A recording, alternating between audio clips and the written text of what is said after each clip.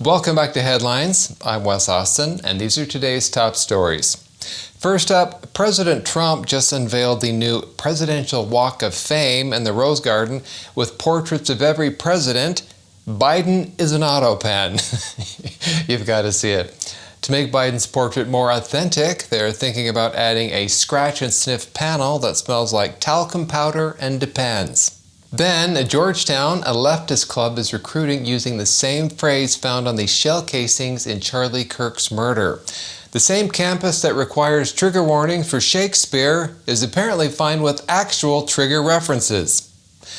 Next, Joy Reid went on a rant claiming that affirmative action actually benefits mediocre white conservative men like J.D. Vance, which is like thinking that buy one get one free means you pay double. And finally, Emma Watson opened up about her rift with J.K. Rowling, saying that she hopes she can still love people she disagrees with. She wants love and forgiveness, mostly because she can't enjoy the royalties as much when she's feeling guilty. And then we go to the comment section on this segment that we did about Ben Affleck and Jennifer Garner's daughter wanting mask mandates at the UN. There was a saying that wearing masks for COVID was like using a barbed wire fence to protect yourself from mosquitoes. Where did that actually come from? Or was it just an internet meme, or did it actually come from a scientist? We'll look at that. Okay, let's dive in.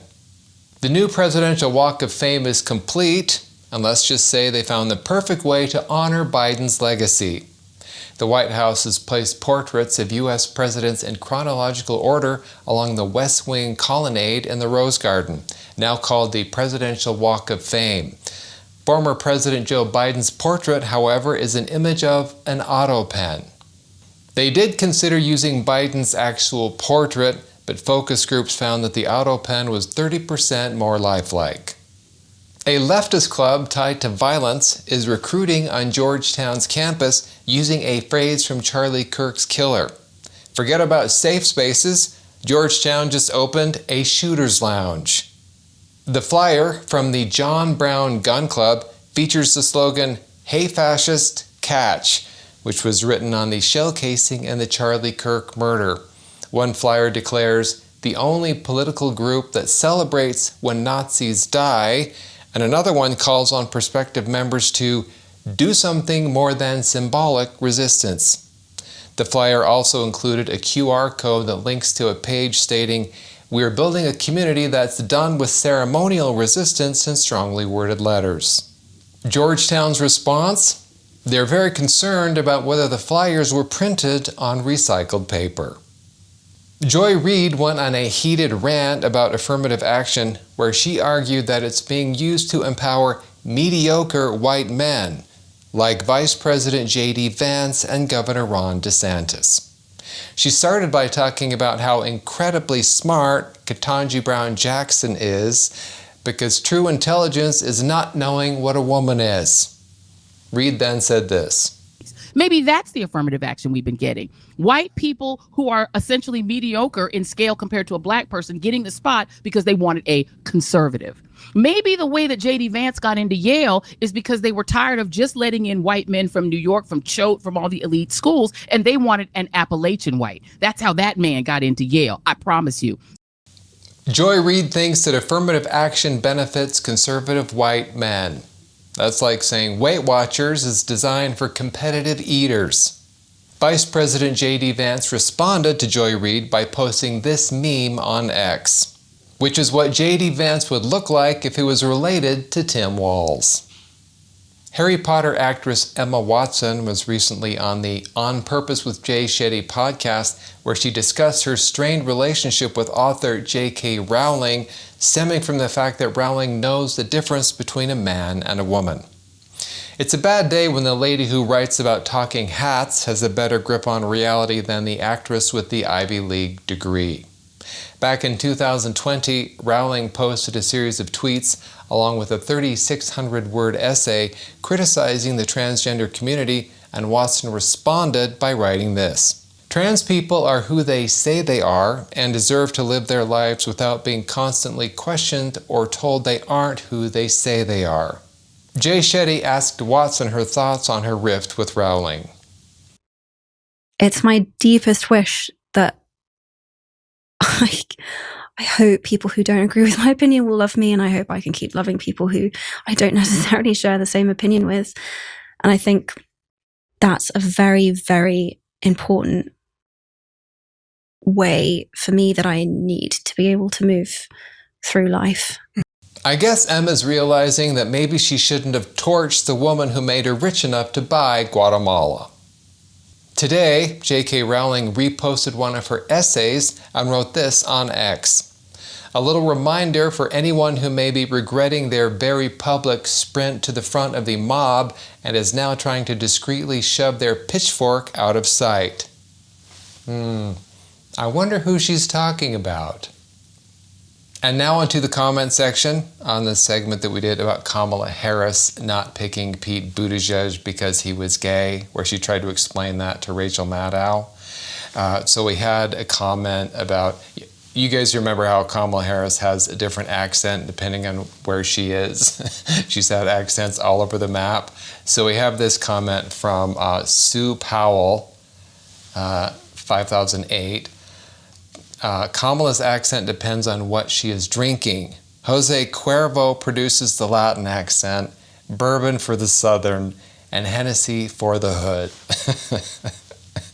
Okay. And I did want to mention, I saw on X that a radio station, actually, they took the audiobook that Kamala Harris has for her book, and she read it. And they slowed it down, I think they said by 30%. And Kamala sounds just so plastered. They played a big chunk of it. It's hilarious. I mean, she sounds more drunk than she normally sounds. That's how I should say it. Anyway, okay.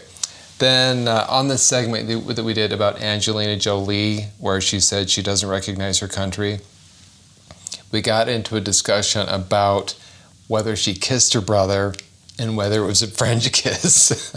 So on that particular segment discussion we had, this is from Rosevach.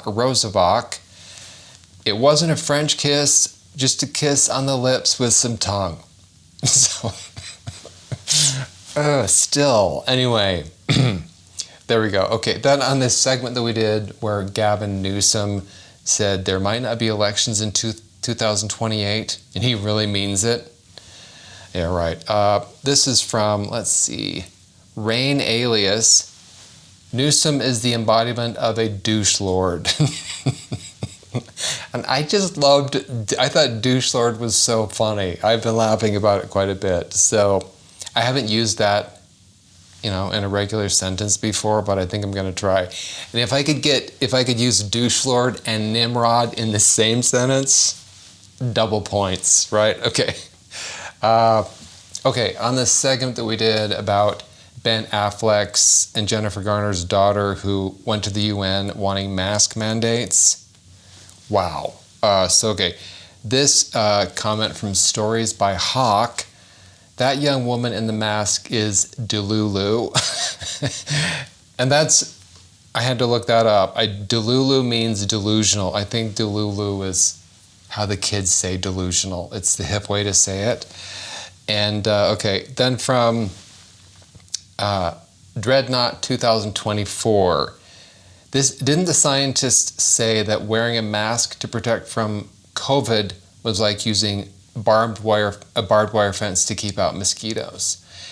And so I did some searching on this, and most of the search engines were saying, no, that's an internet meme, and nobody ever really said that. No real scientist ever said that. But I kept searching, and I did find this on X, and this is from Dr. Drew. This is a post from him, and he mentions that. So, and let's see, this is, January 2025 is when Dr. Drew posted this. By the way, here's Dr. Fauci in a 2023 insisting there's no doubt that masks work, despite the data and opposition from public health experts like epidemiologist Dr. Harvey Reich, a Yale professor, who told me, quote, In reality, what you're talking about is putting up a chain link fence and hoping that it blocks mosquitoes. So that is where I found that quote. And I mean, Dr. Drew's pretty legit.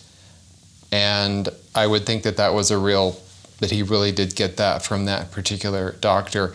I also found it was interesting that this was tied onto a thread where Dr. Drew was talking about how YouTube had removed one of his videos. So I'm just going to put this up on the screen. So this is the post that was in that same thread where YouTube had actually pulled some of his videos. This weekend, YouTube creators accused me of spreading medical misinformation and took down 2 videos with an MD and a lawyer. I've been a board-certified physician for over 40 years. So anyway, and just recently in the press, you've seen that Google came out and said, yeah, we were censoring tons of people because of pressure from the Biden administration related to COVID. And nobody really was even talking about that in the mainstream media, of course, but which is a much more, I think that would be a much bigger thing to discuss free speech violations, be talking about that instead of Kimmel being pulled and put back on. But anyway, that is where that particular saying came from. Thanks for watching Headlines. I'm Wes Austin. Good night.